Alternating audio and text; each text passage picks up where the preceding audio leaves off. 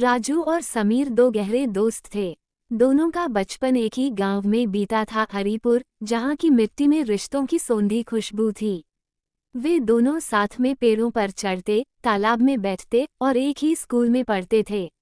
लेकिन समय के साथ समीर के अब्बा को शहर में नौकरी मिल गई और समीर को परिवार के साथ गांव छोड़कर जाना पड़ा। मुझे यकीन नहीं हो रहा कि तुम मुझे छोड़कर शहर जा रहे हो, मेरे दोस्त। किसने कहा कि तुम्हें छोड़कर जा रहा हूँ? मैं तो बस आगे की पढ़ाई के लिए कुछ दिनों के लिए तुमसे और हमारे इस गांव से दूर जा रहा हूँ। लेकिन याद रखना, मैं पढ़ाई करके फिर यहीं वापस आऊँगा। मुझे कॉल करते रहना, ठीक है? हाँ, टेंशन मत लेना। समीर की बात सुनकर राजू के चेहरे पर एक मुस्कान आई और उसने खुशी खुशी अपने सच्चे दोस्त को विदा कर दिया। और देखते ही देखते सब बदल गया। शहर जाकर समीर और राजू के बीच दूरियां बढ़ने लगीं। राजू यहाँ अपनी माँ और बाबा को खेती में मदद करता, वहीं दूसरी ओर समीर अब नए दोस्तों के साथ घूमता फिरता था। उसे धीरे धीरे शहर अच्छा लगने लगा था। वहाँ की ऊंची ऊंची इमारतें, गाड़ियाँ, मॉल, बड़े बड़े थिएटरों ने समीर को मोह लिया था। और अब वो कहीं न कहीं राजू को भूलने लगा था, जिससे राजू नाराज रहने लगा। क्या हुआ, तुम इतने शांत क्यों हो? कुछ नहीं पापा, मैं समीर की कॉल का इंतजार कर रहा हूँ, लेकिन बहुत देर हो गई है। उसकी कॉल आई ही नहीं। मैंने भी कॉल किया था, लेकिन उसने उठाया ही नहीं। हो सकता है वो किसी काम में फंस गया हो। राजू की मायूसी उसके चेहरे पर झलक रही थी, लेकिन वह कुछ कर नहीं सकता था। आखिर 4 दिन बाद समीर का कॉल आ ही गया और राजू खुश हो गया। हेलो समीर यार, तू कहाँ है? कितनी कॉल्स की तुझे और मैसेज भी किया था, लेकिन तू है कि किसी का जवाब ही नहीं देता। हाँ यार, मुझे माफ़ कर दे। मैं और मेरे दोस्त यहाँ के बड़े वाटर पार्क गए थे छुट्टियाँ मनाने। क्या वाटर पार्क? लेकिन समीर, मैंने तो सुना था कि वहाँ जाने के लिए बहुत पैसे लगते हैं, तो तुम वहाँ कैसे गए? सही कहा तूने, लेकिन हमारे पैसे तो मम्मी पापा ने भर दिए। क्या सबके? हाँ, हम सब के। और पता है, तुम्हें यहाँ होना चाहिए था राजू। ये शहर सच में जादुई है, यहाँ तुम्हें हर वो चीज़ मिलती है जो तुम चाहते हो। काश कि तुम भी यहाँ होते और हमारे साथ वाटर पार्क में आते। मेरे मम्मी पापा तुम्हारे लिए भी पैसे जमा कर देते यार। समीर और राजू की बात हो चुकी थी। राजू को लगने लगा कि काश उसके माँ बाबा भी समीर के मम्मी पापा जितना पढ़ा लिखा देते और पैसे वाले होते, तो आज वह भी शहर के वाटर पार्क में जाता और खूब मजे करता। अब उसे अपने गांव, घर और स्थिति से ईर्ष्या होने लगी थी। कुछ नहीं, यहाँ कुछ नहीं है। ना अच्छा स्कूल, ना धन का घर और ना ही वाटर पार्क। बेचारा राजू, उसका मासूम दिल एक जैसी जिंदगी से तंग आ चुका था। वह भी दूसरे बच्चों की तरह जीवन में मजे लेना चाहता था, लेकिन अपनी गरीबी के कारण वह कुछ भी नहीं कर सकता था। हर बार वह अपने दिल को मारकर जीता था। अरे राजू बेटा, ज़रा यहाँ आना, ये हाल उठाने में मेरी मदद करो। नहीं, मुझे कोई काम भी नहीं करना। मैं छोटा बच्चा हूँ, मेरी उम्र घूमने की है, दोस्तों के साथ खेलने की है, वाटर पार्क जाने की है, और आप लोग मुझसे काम करवाते हो। मुझे कोई काम नहीं करना। राजू बेटा, रुको, कहाँ जा रहे हो? रुको। अरे, ये राजू को अचानक क्या हो गया? पता नहीं जी, हमारा बेटा कभी ऐसे बात नहीं करता। कहीं उसे कोई तकलीफ तो नहीं हो रही? पता नहीं, लेकिन ये क्या कह रहा था? वाटर पार्क क्या होता है? राजू का यह अचानक भड़क उठना उसके घर वालों के लिए नया था। अब उन्हें राजू की चिंता होने लगी थी कि आखिर बात क्या है। राजू अब रोज अपने घर वालों पर चिड़चिड़ा हो जाता। वह काम जरूर करता, लेकिन उसका दिल बार बार उससे पूछता कि आखिर वह शहर क्यों नहीं जा सकता, क्यों वह बाकी लड़कों की तरह आगे नहीं बढ़ सकता। राजू इतना गुस्से में था कि एक दिन वह दूर जंगल की तरफ चला गया। अपने आप से बातें करने लगा। नहीं, मैं ऐसे यहाँ नहीं बैठ सकता। मुझे कुछ करना है, मुझे भी शहर जाना है। अच्छी जिंदगी जीनी है। माँ बाप की वजह से मैं क्यों पीछे रहूं? जब मैं अपनी किस्मत खुद लिखूंगा, पैसे कमाऊंगा, शहर जाऊंगा, वहीं पढ़ूंगा और समीर के साथ वाटर पार्क भी जाऊंगा।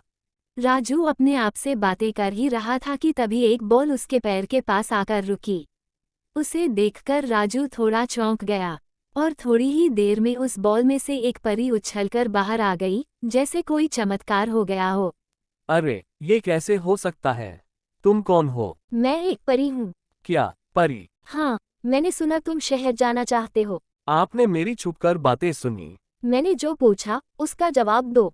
आहा, मुझे वाटर पार्क जाना है। सुना है वहाँ बहुत मज़ा आता है। मैं गांव की जिंदगी और खेतों से तंग आ चुका हूँ। अब मुझे शहर जाना है, मज़े करने हैं। ठीक है, मैं अभी कुछ करती हूँ। इस पानी को तुम किसी सूखे तालाब में डाल देना और वहीं पर एक इच्छा मांग लेना। फिर देखना, तुम्हारी सारी इच्छाएं पूरी हो जाएंगी। परी की बात सुनकर राजू हैरान रह गया। उसे ये सब एक मजाक लग रहा था, लेकिन फिर भी वह बोतल अपने साथ लेकर गांव चला गया। जाते समय उसके दिमाग में बस यही सवाल घूम रहा था, क्या वाकई यह जादुई पानी उसकी इच्छा पूरी करेगा।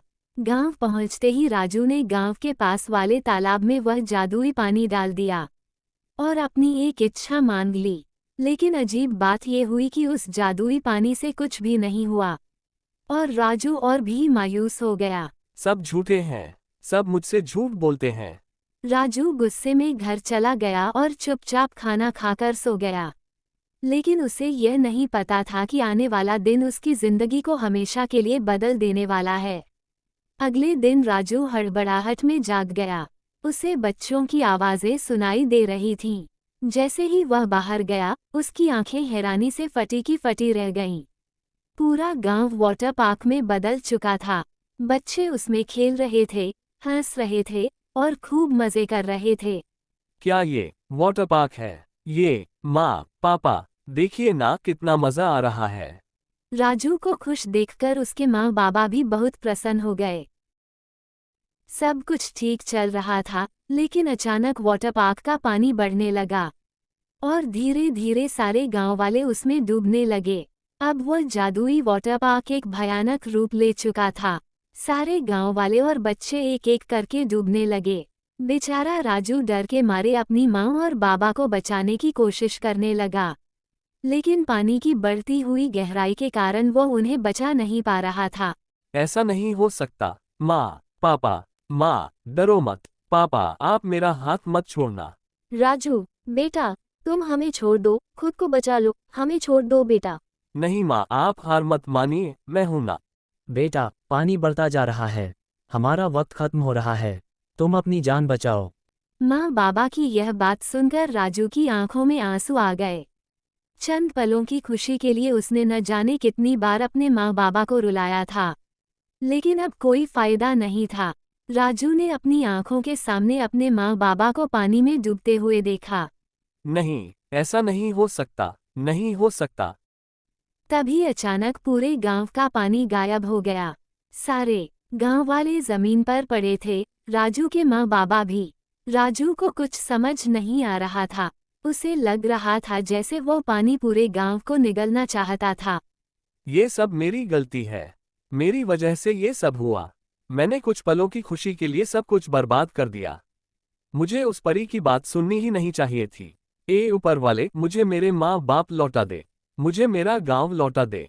मुझे नहीं जाना शहर, मुझे नहीं चाहिए वाटर पार्क। बस तू मुझे मेरे माँ बाप लौटा दे, मुझे मेरा प्यारा गांव लौटा दे। राजू ऊपर वाले का नाम लेकर गिड़गिड़ाने लगा, लेकिन पश्चाताप से वह भीतर तक टूट चुका था। तभी वहां परी आ जाती है। आखिरकार तुम्हें अपनी गलती का एहसास हो ही गया। मेरा काम पूरा हुआ। लेकिन आपने मेरे साथ ऐसा क्यों किया? ताकि तुम्हें अपने माँ पापा और गांव की असली कीमत समझ आए। चंद लम्हों की खुशी के लिए तुम अपनी पूरी जिंदगी बर्बाद करने जा रहे थे, इसीलिए मैंने ये सब किया। अब मुझे अपनी गलती समझ में आ गई है। कृपया मुझे मेरा सब कुछ लौटा दीजिए।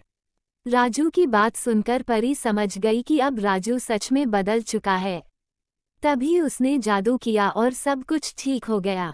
सारे गांव वाले होश में आ गए और वो परी वहां से गायब हो गई और एक बहुत बड़ी सीख राजू को दे गई। वीडियो तो देख ली, अब चैनल को भी सब्सक्राइब कर ले ताकि ऐसी और अच्छी वीडियो आप तक आती रहे। और कमेंट करके जरूर बताएं कि आपको ये स्टोरी कैसी लगी। शुक्रिया।